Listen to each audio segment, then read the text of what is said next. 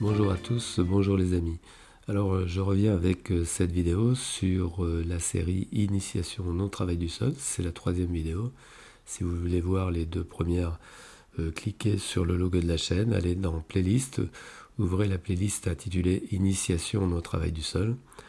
Et donc vous pourrez voir les deux premières vidéos. La première traitée de ma façon de voir de façon très simplifiée les différents systèmes de culture, c'est-à-dire hors sol, avec le sol, contre le sol, et puis un système plus ou moins ouvert, plus ou moins fermé, suivant qu'on protège ou plus ou moins ses légumes. Et puis dans la deuxième vidéo, on traitait du sujet de la transition. Alors soit une transition directe d'un système non travaillé comme une pelouse ou encore une prairie, vers un potager ou un jardin, alors toujours non travaillé, mais avec donc l'implantation de légumes par le jardinier, ou alors la transition d'un système déjà travaillé vers un système non travaillé, avec ce problème particulièrement important qui est celui du compactage quand on fait ce type de transition.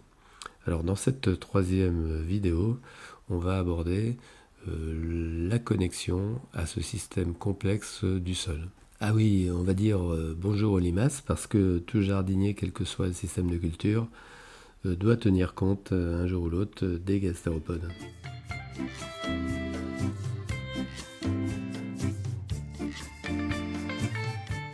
Finalement, le sol est un système complexe et encore largement méconnu, mais particulièrement performant. Alors, dans la vision classique du jardinage, il s'agit généralement de préparer le sol pour accueillir au mieux les légumes. Dans ma vision du jardinage, c'est plutôt l'inverse, c'est-à-dire que je vais préparer mes légumes à se connecter à ce système complexe pour en tirer un maximum de bénéfices. Dans cette vidéo, on va surtout parler de plantation, puisque j'ai déjà fait une vidéo sur les différentes façons de semer sans travailler le sol. Et donc la plantation, c'est une façon de contourner le problème du semis. Alors ce qui a changé mon regard sur la manière de jardiner, c'est que maintenant j'ai une confiance absolue dans le système du sol. Et donc je vais faire au minimum, vraiment un minimum de travail. En fait, je vais brancher mes légumes sur le système. Le fil rouge qui me guide, c'est de limiter les perturbations du sol. Et donc quand je plante, eh bien, je vais adapter à chaque plantation l'outil. Par exemple, pour ce qui est à racines nues, comme les laitues, comme les betteraves et les blettes, eh bien, je vais prendre un petit bambou de façon à vraiment faire le minimum d'impact sur le sol. Et puis en plus, je vais plutôt repiquer des plants très jeunes. Alors pour ce qui est des maïs, par exemple, eh bien là, ça va être un outil adapté au rouleau de récupération. Et puis quand c'est dégodé, eh bien, dans ce cas-là, ce sera le plantoir à bulbe. À chaque fois, c'est un peu comme si j'avais une prise adaptée pour chaque légume. Le repiquage est toujours un petit stress pour n'importe quel légume. Et donc, plus le légume est petit, et moins le stress sera important, plus le légume reprendra rapidement. C'est donc ce qu'il faut rechercher, c'est avoir une reprise rapide et donc une connexion au système qui se fasse le plus rapidement possible. Alors ça, c'est dans le monde idéal. Dans la réalité, c'est pas toujours comme ça. Et par exemple, cette année, avec le printemps frais et humide qu'on a eu, lorsqu'on est venu planter nos tomates et nos aubergines et nos poivrons, eh bien, c'était pas les conditions idéales pour se connecter au système. On était tellement contents de nos plants, nos aubergines, nos poivrons, on les avait tellement chuchotés. Et puis voilà, on avait oublié quelque chose, on avait oublié de leur dire qu'il fallait qu'elles disent bonjour aux limaces.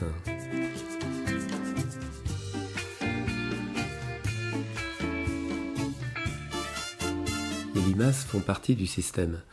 Ce sont en quelque sorte des éboueurs. Elles vont consommer des plantes fragiles, des plantes malades, des détritus, voire aussi des jeunes plants. Les escargots, c'est un peu la même chose, ils sont un peu plus acrobates. C'est-à-dire qu'on les voit par exemple dans les arbres fruitiers. Alors moi je leur ai fait une statue aux escargots parce qu'il y en a plein dans le jardin. Et puis j'espérais qu'ils allaient venir en procession se prosterner devant cette statue, ce totem. Mais en fait, j'ai l'impression que les escargots ne sont absolument pas religieux. Alors, nos jeunes plants, ça leur arrive de dire bonjour aux limaces ou aux escargots, même avant la plantation. Dans mon armoire à semis, là, bien le basilic qui s'est fait dévaster. Et bon, un peu plus tard, là, je vois une petite limace. Alors, est-ce que c'est elle ou autre chose, hein. Mes céleris raves également qui se sont fait dévaster. Après repiquage, alors là, on l'a un peu mauvaise. Et puis, bien, on trouve la petite limace hein, qui est pas loin, là. Alors, ça peut être aussi, on recherche comme ça entre les godets parce qu'on a pas mal de dégâts sur les feuilles, on voit. Pas mal. Et puis, on finit par trouver quoi? Bien, un escargot qui se cache tranquillement au fond de la barquette.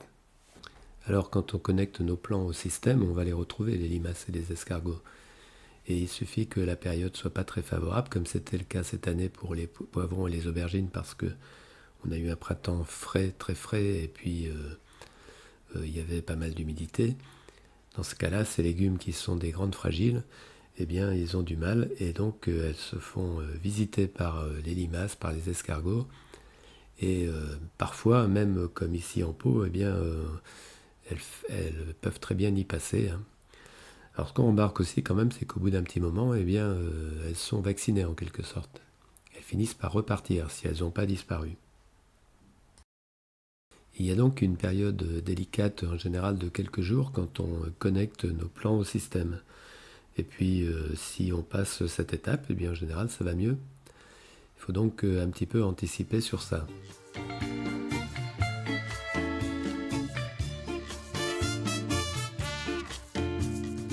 Alors il y a le phosphate ferrique hein, pour limiter les invasions limaces et escargots. Mais pour ceux qui ne voudraient pas l'utiliser, bien que ce soit un produit qui est inscrit au cahier des charges de l'agriculture bio, il y a d'autres moyens, on peut essayer d'autres moyens. Moi, ma stratégie, c'est plus avec le paillis de chanvre.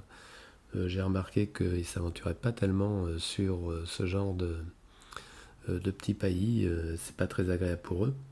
Et donc, il s'agit d'une protection rapprochée des plants, comme vous voyez ici.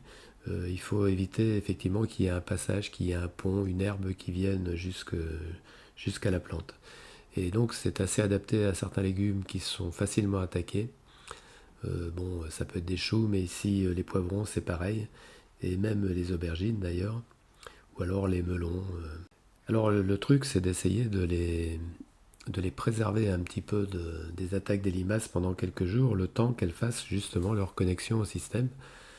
Parce que par la suite elles seront plus résistantes, elles accepteront, elles réussiront à supporter quelques morsures de limaces.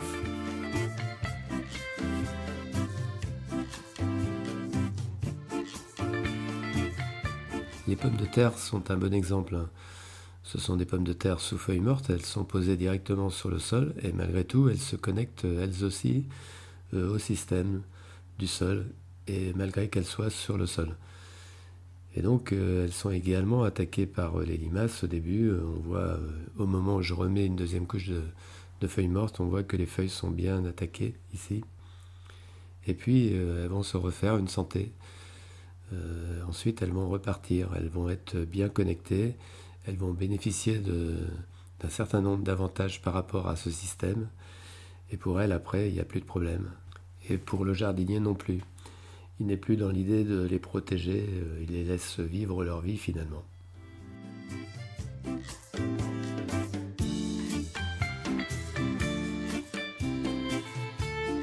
Alors cette simplicité dans le jardinage donne des idées.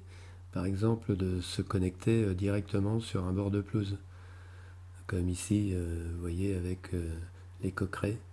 D'ailleurs là c'est une ancienne touffe de coquerets qui est repartie, c'est la seule qui a réussi à passer le gel de l'hiver.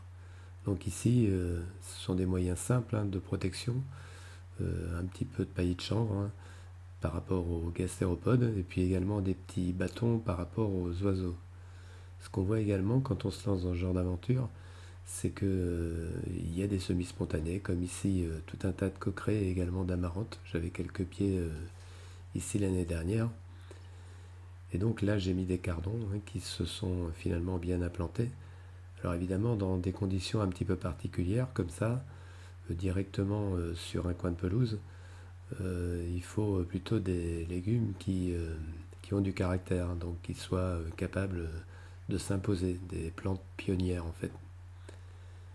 Et donc ça le fait plutôt bien avec ces protections minimales. Parce que finalement le système il est voilà, c'est une histoire de connexion, et à partir du moment où nos plantes sont connectées, elles sont comme les autres plantes, elles font partie du système. Alors je ne sais pas si c'est celles que j'ai repiquées ou celles qui sont semées directement toutes seules qui sont les plus belles ici, au niveau des amarantes. Et puis pour finir, des tomates de marmande implantées directement là où j'avais des bêtes l'année dernière, donc à côté des bergénias, les bêtes qui étaient montées vont servir de paillage. Alors cette troisième vidéo de la série Initiation au non-travail du sol est terminée, mais la série elle-même n'est pas finie. Il nous reste encore plein d'aventures à découvrir dans de prochaines vidéos.